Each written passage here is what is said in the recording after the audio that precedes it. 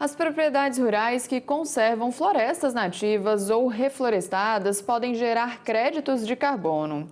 E um projeto aprovado na Comissão de Agricultura da Câmara prevê que o uso destes créditos possam ser usados para abater o pagamento de impostos. Quem diz para a gente como funcionaria a medida é o advogado tributarista e analista aqui do nosso canal, Leonardo Husler, que já está aqui ao vivo. Leonardo, bom dia, bem-vindo. Muito bom dia, Carol. Bom dia a nossos telespectadores, a nossa equipe. Vamos fazer uma ótima manhã e um projeto muito interessante que foi apresentado aí. Pois é, o que prevê essa proposta que teve parecer favorável do deputado Tião Medeiros, né? Exato, Carol. Bom, o projeto de lei 1436, que ela é de autoria do deputado Lúcio Moschini, do MDB de Roraima, recentemente foi aprovado na Comissão de Agricultura da Câmara dos Deputados e propõe, no meu entender, uma inovação jurídica de grande alcance, que é autorizar que os créditos de carbono, aqueles certificados, originados da preservação de florestas nativas ou áreas reflorestadas em propriedades rurais, elas possam ser utilizadas como forma de compensação de tributos cuja a incidência ou a hipótese de incidência ela decorra diretamente da atividade agropecuária. E como você mesmo mencionou, Carol, essa proposta ela recebeu um parecer favorável do deputado Tião Medeiros, que apresentou ainda um substitutivo ampliando a eficácia dessa PL.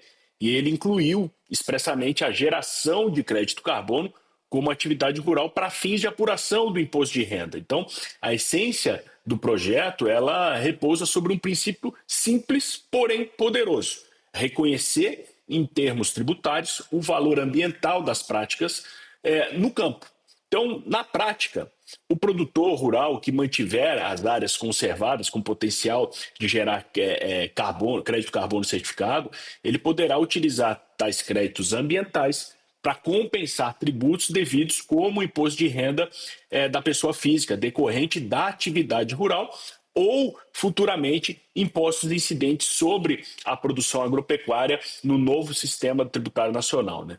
Mas, além disso, ela permite que despesas e investimentos realizados para a produção desses créditos ambientais sejam dedutíveis da base de cálculo do imposto de renda do produtor, o que confere uma atratividade econômica ampla, né, à adesão das práticas de reflorestamento e conservação, principalmente da vegetação nativa. Então, ele trata-se, portanto, do incentivo fiscal direto que transforma a responsabilidade ambiental em ativo econômico e instrumento de gestão tributária, né? A forma de operar desse projeto, obviamente, ela dependerá de uma regulamentação posterior por parte do Poder Executivo, que é a quem cabe estabelecer os critérios técnicos, né, os procedimentos de certificação dos créditos de carbono, bem como os mecanismos de apuração, controle e compensação fiscal dessa medida, né? A proposta ela também vai exigir, em primeira leitura, obviamente, né, a operação conjunta entre sistemas ambientais e sistemas fiscais, a fim de garantir a rastreabilidade e segurança jurídica e também integralidade das compensações realizadas, né? Então, agora, quais são os próximos passos, né? Então, como tramita em caráter conclusivo já a PL 1436, ela ainda precisa ser analisada pelas comissões do Meio Ambiente e Desenvolvimento Sustentável, Finanças e Tributação e também a CCJ, né, a Comissão de Constituição e de Justiça da Câmara dos Deputados. E se aprovados nesses colegiados, vai à plenária e, após isso, seguirá diretamente ao Senado Federal, salvo se houver algum recurso para deliberação ao contrário, né? Infelizmente, isso gera, né? É um projeto muito legal, muito bom, perdão, de grande valia para o setor, mas ele merece uma atenção de incerteza. E por que eu falo isso? Por conta da reforma tributária, né?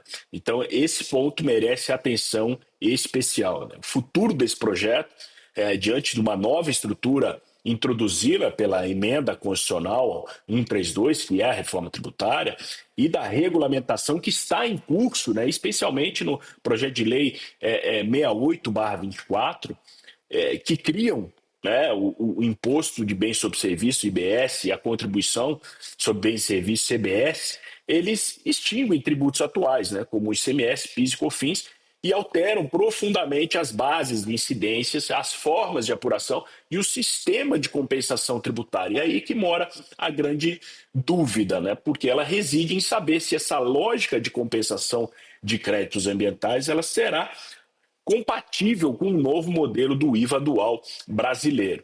Então, como a PEC 132 da reforma tributária prevê a existência de regimes específicos e diferenciados, inclusive para o agronegócio, e a legislação infraconstitucional em discussão ela trata da possibilidade de aproveitamento desses créditos em determinadas circunstâncias, entende-se que ainda existe espaço para uma adaptação e incorporação dessa proposta agora do crédito carbono dessa PL 1436 ao novo sistema tributário, Carol. Husler, e qual seria o papel da certificação dos créditos de carbono nesse processo? Existe uma regulamentação clara para isso no Brasil? Carol, sinceramente, por opinião própria, entendo que ainda não. Entendo que ainda a gente carece de uma regulamentação de uma forma mais eficaz e transparente de determinar o que é crédito carbono e o que vai ser considerado.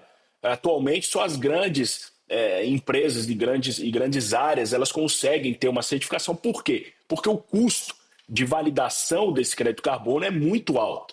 Existem certificações aí e que você, dependendo da metragem da terra, você gasta milhares e milhares de reais sem saber ou sem ter a segurança jurídica de que aquilo vai ser reconhecido como crédito carbono. Então a expectativa, inclusive com essa PL, pelo setor do agronegócio, é que se abra uma discussão trazendo maior transparência e segurança para estabelecer as áreas que podem ser colocadas em crédito carbono e assim validar isso para as possibilidades creditórias tributárias futuras.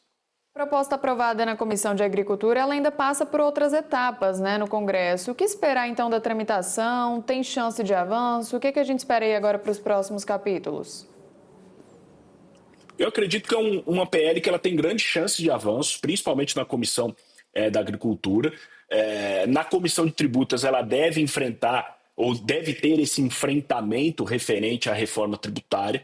E na comissão, passados isso, na CCJ, ela deve ter uma vida mais, pelo que eu apurei, ela deve ter uma vida mais fácil e de trâmite, porque é um anseio do setor e vai facilitar bastante. A grande dúvida é se vamos conseguir encontrar espaço para que essa PL ela entre dentro da reforma tributária. Até porque não se trata apenas de uma medida fiscal, né? O projeto ele insere o Brasil uma lógica global de valorização de serviços ambientais, compatível, inclusive, com os compromissos assumidos do Acordo de Paris e com os esforços internacionais de descarbonificação. Então, ao mesmo tempo aqui que ele representa uma busca por uma justiça fiscal ao produtor rural, que investe nessa preservação, é um fator cada vez mais valorizado nos mercados internacionais. O Brasil também ele entra numa lógica global de compromissos assumidos com outros países, com esforços internacionais também na preservação. Husler, e essa medida ela pode se tornar uma tendência para outras políticas públicas que buscam aliar preservação ambiental com benefícios fiscais? Acredito que sim, Carol. Por isso que é uma porteira muito importante que se abre nessa discussão. É uma trilha promissora para o fortalecimento de um modelo do agronegócio sustentável, né? O reconhecimento ao valor econômico dos serviços aqui prestados pelos produtores rurais, né? Agora, a sua efetividade ela dependerá não apenas, né, da sua aprovação, mas também da harmonização com esses novos regimes fiscais que estão entrando, né? O desafio está posto, né? Incluir aqui a sustentabilidade na espinha dorsal do novo sistema tributário brasileiro. E caso isso consiga ser feito inaugurando por essa PL, com certeza será uma tendência não só para o agronegócio, mas também para outros setores importantes da economia do nosso país. Maravilha, Husler. Acho que falamos um pouquinho sobre tudo aqui, né? Obrigada pela participação e pela disponibilidade. Muito obrigado, eu que agradeço mais uma vez o espaço. Um grande abraço a todos os nossos telespectadores, a nossa equipe, que tenhamos aí uma ótima semana.